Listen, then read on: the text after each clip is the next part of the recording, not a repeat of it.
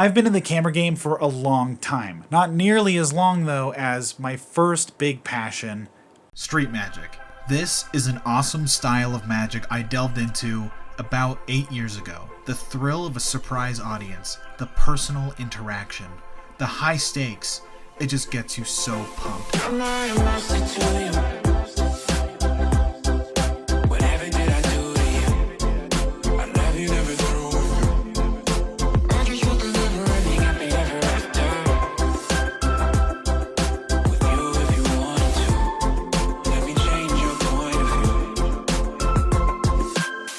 At 14, I became obsessed with this hobby and turned it into a passion, a lifelong project of this craft, this beautiful art form. I would push the boundaries every day, breaking my fingers, hoping that I would get better over time, until eventually one day it paid off and is something that I am proud of, and it looks like something I've always wanted it to be. Today we're talking about product photography, giving you tips that can help you stand out in this field, making your images look more layered and appealing. As I've mentioned, magic has been a long-lived passion, long enough to have amassed a collection of over 100 playing cards. Each are special and unique, some rare and highly sought after, collectibles in their own right. So I thought we could get together today, hang out, and take some pictures of my playing cards while giving you guys tips while we're hanging out today. Sounds cool, right? Let's do it. I can't take the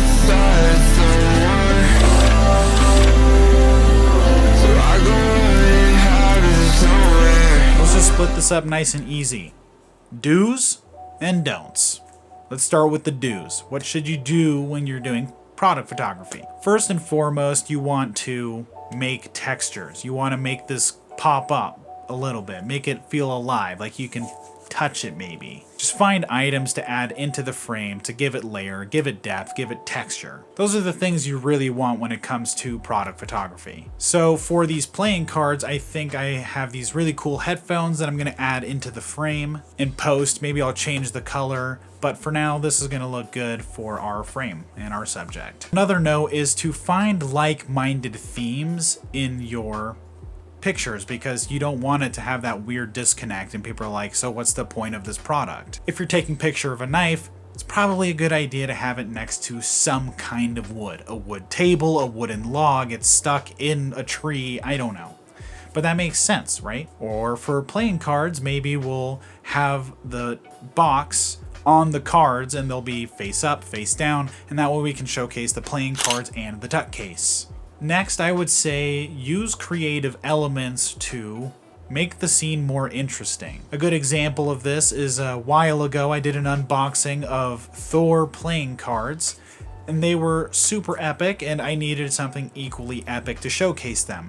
So I just put it on a little pedestal in front of my computer, looked up some stock footage of a storm, and took my shots. What we're going to be looking at today is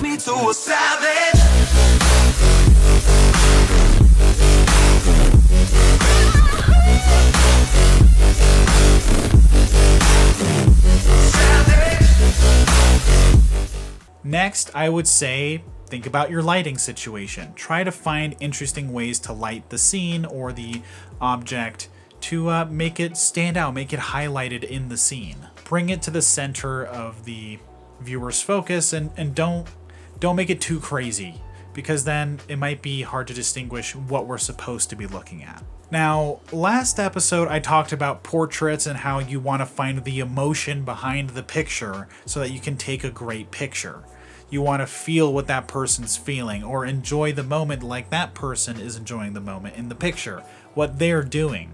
With products, it's a little bit different. You're not trying to find the emotion per se, but the reaction. If you see an ad on the top of a magazine that's for men's boxer briefs, I imagine the reaction that they want is, ooh, that looks hella comfy. I would love to wear that. Then I'm guessing the magazine ad had very soft texture and material. So you're not trying to pull exactly the emotion unless it's an emotional product, but you're trying to get the reaction right. Get them to want the product by showcasing what reaction they should be feeling. And another fun tip, which is my last do, or maybe should, but I would say think about it as a commercial. So if you're just taking the pictures of this product, think about it as if it had a commercial already, or if it does, look it up. Try and find a song that would pair really well. Think and imagine, man, this product, if it had a commercial, would be dope with this song as the track. Now that you have that mood, that feeling that you're desiring to attach to your product photography, it might be a lot easier to take those pictures and find out how to texture, how to light it, how to get that mood again, but visually. I know that for me, my work consists very much on the audio.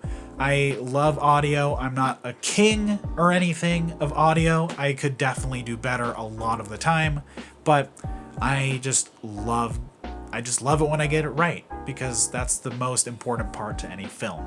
But also, I just think about the music first. It helps me determine the mood, the design, the lighting, everything about my film, about my picture. So that's a fun way to look at it if you want to envision a fake commercial for this product and get that music and then put it on repeat in the background and just take pictures to it. Do whatever you need to get in the right headspace and feel the vibe. Get into it. All right, so those were my do's, but let's go over my don'ts. Don't do this, or else you'll have bad pictures. All right, I would say, first of all, don't light the surface, light the subject, all right?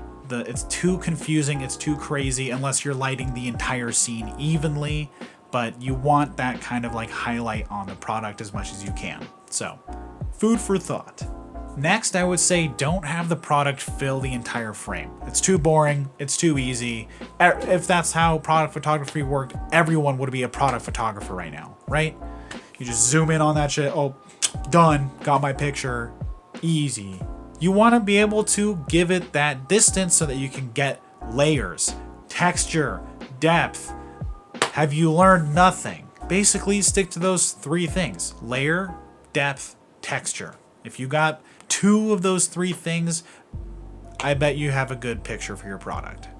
Now, earlier I mentioned adding things into the frame to add those layers, but don't go overboard. I know it's easy to do that, but don't get crazy. Keep it simple. Just a few elements, 2 or 3, are enough to make this picture more interesting and more dynamic. Don't get carried away, or people are not going to know what the product is anymore. Is it the playing cards?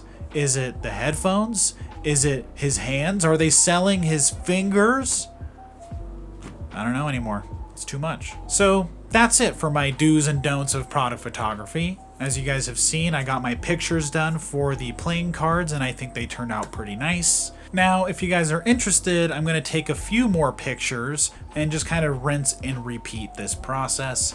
And if you guys want to stick around, I'll take pictures of a cool butterfly knife that I have and also a necklace. Just kind of show you how I would do things for different products and how I would make those varieties.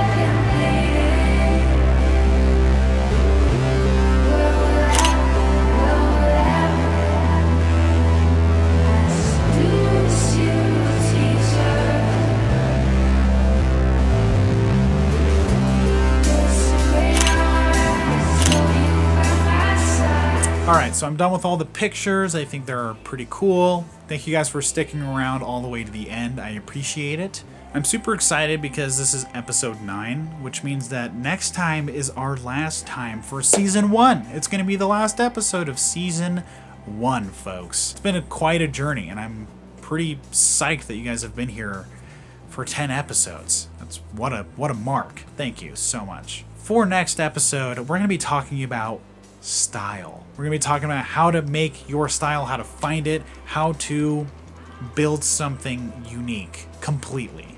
It's a game changer. It's an early lesson that I was taught when I got into the camera game, but it was so valuable, and I've never heard it from anyone else ever. So I think this is going to be a rare lesson that many people haven't found or offered before. Perhaps a little hidden gem on YouTube if you think it's that good. So yeah, we're going to talk about style next time. We'll be done with season 1, but I won't be going away though, just because the season's over. We're going to have a little gap in between seasons about vlogging and just kind of not making you have to rewatch the last 10 episodes to get the basics down. We're just going to kind of go on shoots together, make sure we got everything down that we taught in this season, and then we'll move on to film. But for now, this has been the product photography episode. Thank you guys for watching. If you guys liked it, go ahead and click it down below. You know what to do. If you guys like this kind of content, I would offer you to subscribe and hit the bell for notifications so you are notified anytime we make more content. I'll see you guys in the next episode of VideoChild. Peace out.